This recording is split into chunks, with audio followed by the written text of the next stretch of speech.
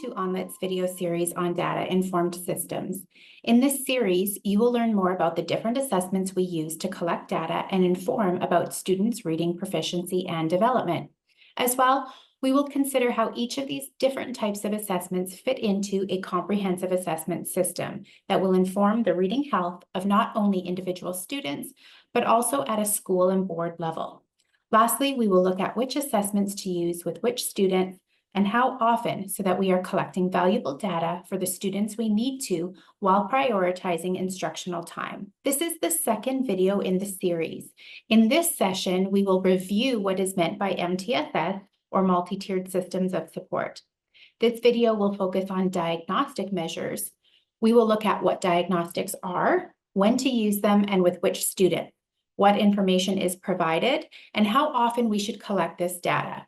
Lastly, I will highlight some considerations for implementation of diagnostic measures. Let's begin by reviewing how these types of assessments fit into a multi-tiered system of supports. This is the graphic often used when referring to MTSS. It symbolizes the tiered delivery model of flexible additive layers of support. Recall that all students in an MTSS receive research-backed differentiated core instruction. The goal of this instruction is to act as primary prevention, providing low-cost instruction to reduce student risk as much as possible. Strong Tier 1 instruction is the backbone of a multi-tiered system of support. If we can have at least 80% of students developing reading proficiency through strong, evidence-aligned Tier 1 instruction, there is less stress on the system, and students who require additional support will have access to that intervention and instruction. At the bottom of the triangle, you see the various components that contribute to an effective MTSS process within a school and board. The implementation of an assessment system and database decision-making are components of a more comprehensive system. And it is when all of these components are working together that we have an understanding of students as readers, their individual needs, we have interventions in place to address them, and a means of continually evaluating instructional programs, resources, and decisions to ensure responsiveness. A comprehensive assessment system refers to the procedures used to collect different types of data needed for database decision-making within MTSS. It is important that we're purposeful with how we're collecting data, how we're analyzing data, and how we're using it to inform instruction. As you recall, we use a process called the outcomes-driven model. The actions and decisions educators make are driven by measuring student outcomes and using them to refine plans and instruction. Remember, we want a preventative system. Our first step is to identify students at risk. This is where we identify students who will benefit from more intensified instruction to support their reading development. Screening data are used to identify a student's current level of risk relative to socially valid criteria. These are brief, general indicators of a student's mastery of certain skills. Educators will use screening data to identify students needing additional supports to meet reading goals. All students are assessed using universal screening measures. This data is also used to evaluate the health of core instruction at the school and classroom or grade levels. When we have identified students demonstrating a level of risk, we need to know what their individual needs are. What are the skills they have and which skills are needed and can be targeted with instruction? We use diagnostic assessments to identify strengths and areas of need. This data will inform the type of instruction or intervention students may require. And lastly, it is important to ensure that students are responding to that intensified instruction. We want to evaluate the plan intermittently so we know the instruction is working. We use progress monitoring data to evaluate the extent to which students are learning the taught content and are on track for meeting learning targets. In this session, we will focus on learning more about diagnostic assessments. We're going to talk about diagnostic assessments and why they are important. We will look at the difference between screeners, which were the focus of the previous video, and diagnostics. As well, we will outline which students we would assess, the information provided with these types of assessments, and how often we should collect this data. As part of a comprehensive system, it is important to understand the difference between the various assessments. Let's compare screeners and diagnostics. Screeners are used to answer the question, which students are at risk. Diagnostics will identify which content or skills the student has and which need to be taught. Screeners will also identify which systems are at risk. It can be used to evaluate the effectiveness of core instruction. Diagnostic data provides information on the specific skills that need to be targeted in instruction through that sequence of skills. And screeners can be used to reflect on the health of the system, considering the extent of how well grade levels are meeting that 80% threshold for effective core instruction. When we look at the difference between screeners and diagnostics, we can see that tools that answer one set of questions don't tend to answer the other questions very well. Let's compare screeners and diagnostics a little further. Screeners are administered with all students. They can be likened to a temperature check, where we are doing that quick check-in with every student. Diagnostics are not necessary for all students. These assessments provide more information on specific skills and only need to be administered with students who have demonstrated a level of risk on the screener. They will take longer to administer, so they should be used to gather more information and make instructional planning decisions for those students who require them.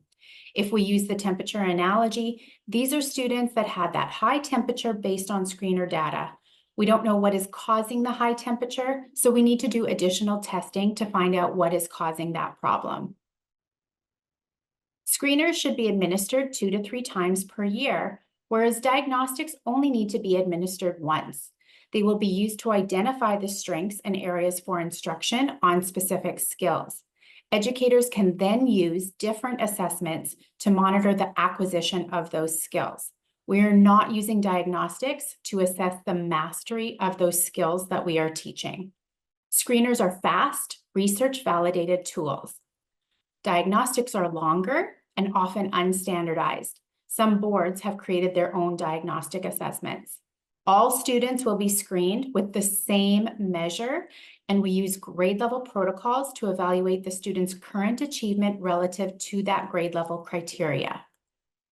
When we administer diagnostics, we are choosing the assessment or assessments strategically based on patterns in screening data.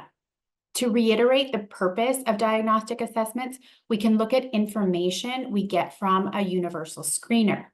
In this example, we see that for grade 1s in the middle of the year, the cut point scores on the oral reading fluency are that students should be reading at least 23 words correct per minute with at least 78% accuracy.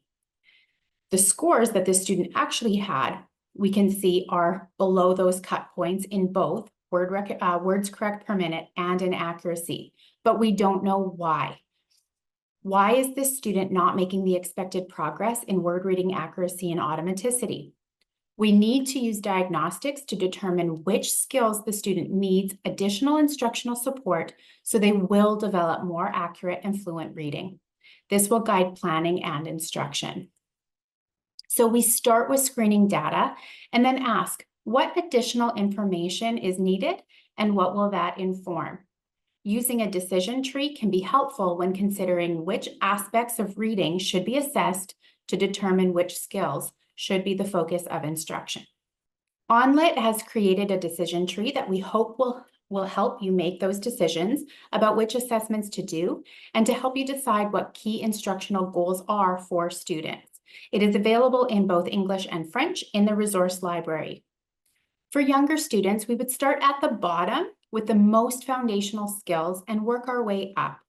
For older students, we start with the top outcome goal of reading comprehension and dig deeper as needed, trying to find that lowest barrier skill that we would then need to target instruction around. There are many diagnostic tools.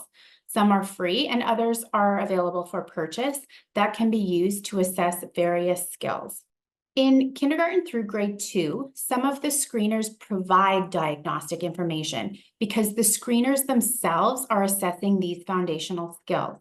So it would not be necessary or efficient to do a core phonics or a comprehensive phonological awareness diagnostic for every student.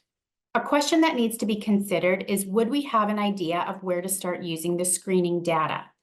So if we look at grade 1, a grade 1 student at the beginning of the year, if that student does poorly on the phoneme segmentation fluency measure, this would be the instructional focus. I may need to scaffold the instruction with tokens and Elkonin boxes or provide additional instructional support. I would also have the student doing phoneme blending as well as the segmenting, but there aren't prerequisite skills in this area that I would need to teach because the student is already in grade 1, so my focus should be on phoneme segmentation and blending. I want to develop the mastery of that skill because that's important in grade 1. For nonsense word fluency, the only diagnostic I might consider is a letter name and sound assessment to get information on letter knowledge if I think that might be helpful. But because the student scored low on this particular measure, it starts at the vowel consonant and consonant vowel consonant stage, which is the earliest stage that I would be teaching in phonics. So a complete phonics survey would be unnecessary if they've demonstrated risk on this particular measure. So when might we use screening data to inform targeted skill instruction? In these early grades at various assessment windows, we are administering screening measures that assess foundational skills. If students are not meeting benchmark on these measures, a phonological or phonics diagnostic will not give additional actionable information for instruction. However, when we get to the point where these measures aren't included in the assessment window and students demonstrate a level of risk on other measures like oral reading fluency, additional diagnostic data will be important to inform next steps for instruction. When you are using a screener to identify a student at risk, you would then use a diagnostic to answer the question, what kind of help do they need? You can think of it like you will go to the doctor for a yearly checkup. That is your screener. If something doesn't look, feel, or sound right, that overall checkup won't tell you what is causing the problem. So you might be referred for an ultrasound or to get blood tests. These would be diagnostic in nature, where more discrete information is used to identify what needs to be done to improve your overall health. Doing a reading screener will tell you who is having difficulties, but it doesn't tell you why. Diagnostics are used with just the students who would require that targeted and essential intervention within the MTSS model. To do them with all students is unnecessary. These diagnostics are used to assess specific skills or components of reading, such as phonemic awareness, phonics, and fluency. All of these skills contribute to accurate and automatic word reading. When incorporating diagnostics as part of the comprehensive assessment system, there may be confusions and questions around who to assess, when, and why. Here are some things I experienced when working with a board as we implemented these assessments. There is no other way I can describe this other than to say there were mega confusions around the incorporation of diagnostic assessments within the comprehensive assessment system. There was confusion around which students to assess.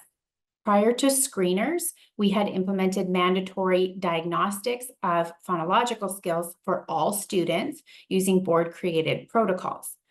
With the implementation of universal screeners, we were now saying you don't need to administer the phonological diagnostic to all students, rather only those who demonstrated risk. So this was a change in procedure for teachers. We did not have an effective system in place for training teachers on how to administer, interpret results, and think about instructional responses with the phonics diagnostic. We created a training video, but only people who wanted to access it did. If teachers were administering the phonics diagnostic, it was not always administered correctly. And more importantly, teachers did not always know how to interpret the data and provide an instructional response. For many teachers who did administer diagnostics, they were then using them for progress monitoring. They were tracking the growth of the mastery of these isolated skills. But what this does is it gives a false sense that students are making progress, but they are not considering how students are making progress as they are required to simultaneously integrate the various skills required for accurate and fluent reading, not just those isolated skills. As well, we don't want to administer the same diagnostic protocol multiple times for an individual student because they will become familiar with the probes and data may not be completely accurate. Many teachers did not administer diagnostic assessments at all. We had created decision trees to support them in understanding student selection and next steps, but these were not always being used. So there was a lack of clear communication around the expectations for collecting and responding to diagnostic data. Lastly, as was a concern with screening all students, teachers and school-based administrators were concerned with the time considerations for administering diagnostics. For some teachers, the reality was that they knew most of their students would score below benchmark on the screeners. So the question was, why do I have to do the screeners? Why can't the teachers just do diagnostics? Because the diagnostics will guide instruction. They will give the specific information around the skills that can be used to make those instructional decisions. So they wanted to create efficiencies with assessment administration. However, we need to remember that the assessments aren't providing us with the same information. While diagnostics will be important to guide instruction, we do want to have screener data, which will provide the information of student performance relative to grade level criteria. This session focused on diagnostics used to determine the individual needs of students who have demonstrated a level of risk for reading difficulty. In the next section, we will look closer at progress monitoring assessments and how they are used to monitor student response to instruction and guide instructional decisions.